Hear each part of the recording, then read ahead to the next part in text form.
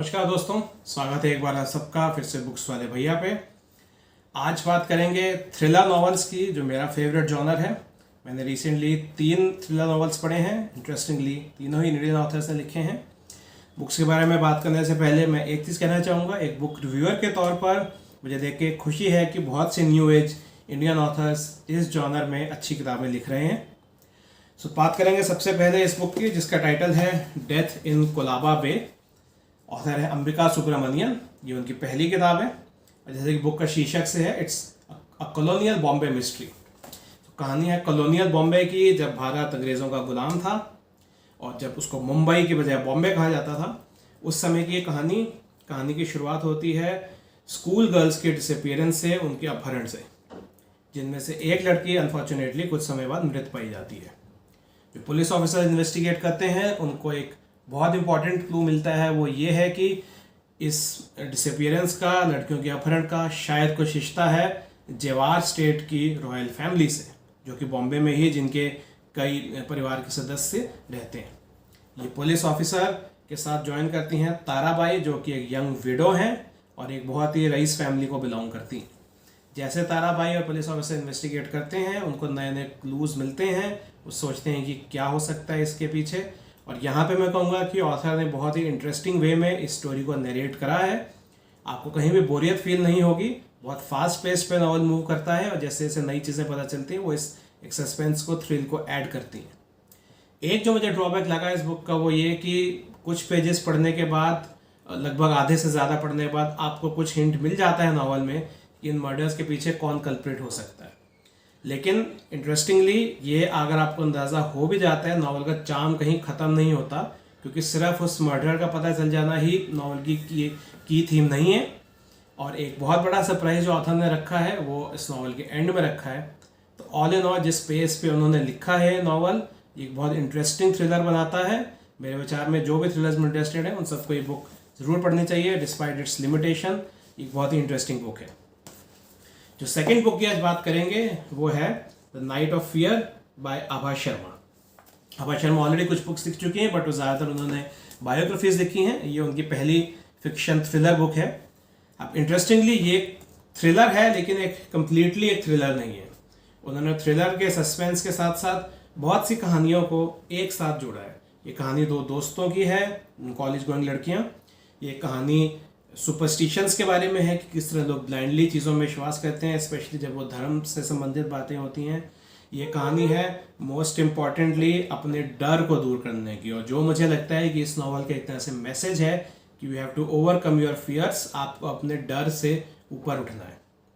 कहानी की शुरुआत एक मंदिर से होती है, जिसके बारे में ये प्रचलित है एक हिली टाउन में, जो माउंटेन के ऊपर मंदिर है, कि इस मंदिर में यदि आप देर रात को अंधेरे में आते हैं तो आपकी मृत्यु हो जाएगी। और ऐसा जो धारणा फैली हुई है, क्योंकि काफ़ी समय पहले भी कुछ लोग गए थे और वो मृत पाए गए थे। तो मंदिर के बारे में धारणा है और लोगों का एक डर बैठा हुआ है कि इस मंदिर में देर रात जाना एक अपशकुन की तरह है। कोई इस मंदिर में जाता नहीं, वो वहाँ उस शहर का एक अनरिटन रूल है। जो हमारी प्रोटैगनिस्ट है नॉवल की, उनको एक मौका लगता है उस मंदिर में जाने का, और जो हमेशा से सुपरस्टिशंस के अगेंस्ट रही हैं, बट सर्कमस्टेंसेस कुछ ऐसे होते हैं कि वो सुपरस्टिशन को तोड़ने नहीं, बट किसी और मकसद से कहीं जाती हैं, and she ends up in the temple. और उस मंदिर में वो कुछ देखती हैं जिससे उनको ये अंदाज़ा होता है कि इस सारी धारणा के पीछे असली कहानी क्या है। वो कोशिश करती हैं कि ये मैसेज लोगों तक पहुँचे, और वो उस मैसेज को लोगों तक पहुँचाती हैं, बट उस वे में नहीं जिसमें आप एक टिपिकल थ्रिलर नॉवल में एक्सपेक्ट करेंगे। और जैसा मैंने कहा कि क्योंकि ये नॉवल सिर्फ थ्रिलर नहीं है, उन्होंने बहुत सी कहानियों को एक साथ एक ताना बाना बुना है, और मुझे लगता है कि इस ताना बाने को सही बुनना ये आभा शर्मा की मैच्योरिटी दिखाता है एज एन ऑथर। उन्होंने बहुत सी कहानियों को एक साथ एक किताब में बहुत ही अच्छे ढंग से पेश करा है। तो जैसा आप सोचते हैं, हाँ, एक कंप्लीट थ्रिलर ना होने के बावजूद अपने आप में ये बहुत अच्छी बुक है, जो मेरे विचार में सबको पढ़नी चाहिए। एक अगर मुझे लिमिटेशन इस बुक की लगी वो ये कि जो जब टेम्पल की बात होती है, तो टेम्पल का जो लेजेंड है, जो स्टोरीज हैं, उस पर उन्होंने कम हाईलाइट करा है। मेरे विचार में कुछ पेजेस ऐड करके टेम्पल की स्टोरी को थोड़ा और डिटेल में बताया जा सकता था, कुछ हिस्टोरिकल बैकग्राउंड बनाया जा सकता था कि क्यों ये ऐसा मिथ फैलाया गया है इस टेम्पल के बारे में। But nonetheless, despite it's limitation, मैं कहूँगा एक बहुत ही इंटरेस्टिंग बुक है। अगर आप थ्रिलर्स में एक अच्छी बुक में इंटरेस्टेड हैं तो इस बुक को जरूर पढ़िए। जो तीसरी बुक की मैं बात करना चाहूँगा वो है भेंडी बाजार बाय विश धमीजा। डिस्पाइट मैं बाकी ऑथर्स की, with full respect to these authors, मेरे विचार में इन तीनों में से ये बेस्ट बुक है जो विश धमीजा ने लिखी है। विश धमीजा किसी परिचय के मोहताज नहीं है, वो लगभग 10 से ज़्यादा थ्रिलर नॉवेल्स लिख चुके हैं। एक लंदन बेस्ड इंडियन ऑथर हैं और मैंने विश की लगभग सभी बुक्स पढ़ी हैं, लेकिन मेरे विचार में भेंडी बाजार उनकी सर्वश्रेष्ठ बुक है।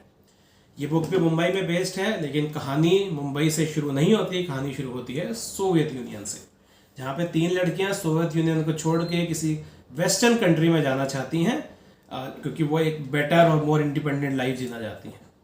उनकी जो फ्लाइट है वो वाया मुंबई जानी है, बट मुंबई में कुछ ऐसे सर्कमस्टेंसेस होते हैं कि अनफॉर्चुनेटली ये तीनों लड़कियों को प्रोस्टिट्यूशन में जाना पड़ता है। ऑफ कोर्स अपनी मर्जी से नहीं, बट कुछ सर्कमस्टेंसेस ऐसे दिखाए गए हैं कि they are forced into prostitution.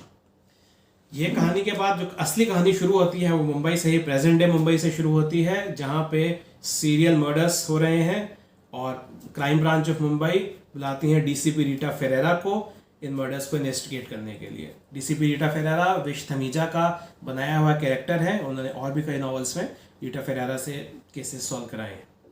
Large part of the book जो है वो उस इन्वेस्टिगेशन में ही जाता है, सबसे ज़्यादा पेजेस मेरे विचार में इन्वेस्टिगेशन पे ही डेडिकेटेड हैं, और वही मेरे व्यू में सबसे इंटरेस्टिंग पार्ट है इस पूरे नॉवल का, बिकॉज किस तरह से वो क्लूज़ को समझती हैं कि क्या चीज़ें हो सकती हैं, किस तरह छोटे छोटे उनको क्लूज़ मिलते हैं मर्डर की जगहों से और सोर्सेज से, और वो सोचते हैं कि क्या चीज़ हो सकती है, कौन इसका कल्प्रिट हो सकता है, ये क्यों मर्डर किया गया है। मेरे विचार में वो एक बहुत ही फास्ट पेस पे रखा गया है और विश आपको पूरे नॉवल में कहीं भी बोर नहीं होने देते।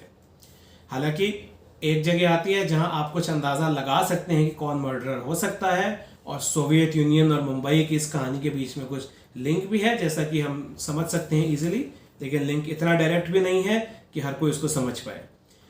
इन द एंड जब नॉवल ख़त्म भी होता है, विश ने एक बहुत ही बड़ा सरप्राइज छोड़ा हुआ है जो मेरे विचार में आपको ज़रूर हैरान करेगा। 354 पेज का नावल, बट मैं कहूँगा एक भी डल मूवमेंट नहीं है इस नावल में।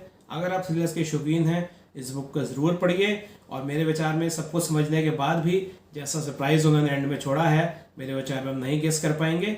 और इस तरह की किताब लिख पाना विश की एक क्राइम राइटर के तौर पर मैच्योरिटी दिखाता है, और कोई हैरानी की बात नहीं कि विश धमीजा को इंडिया का जॉन ग्रिशैम भी कहा जाता है। तीनों बुक्स मेरे विचार में बहुत ही उम्दा बुक्स हैं। अगर आप एक अच्छे थ्रिलर्स पढ़ना चाहते हैं, इन बुक्स को ज़रूर पढ़िए। मेरा वीडियो देखने के लिए धन्यवाद। अगर आपको मेरा वीडियो पसंद आया, इसको लाइक कीजिए, और रिव्यूज़ जानने के लिए मेरे चैनल को सब्सक्राइब कीजिए। मैं हर हफ्ते आऊँगा एक नई बुक के साथ। Thank you.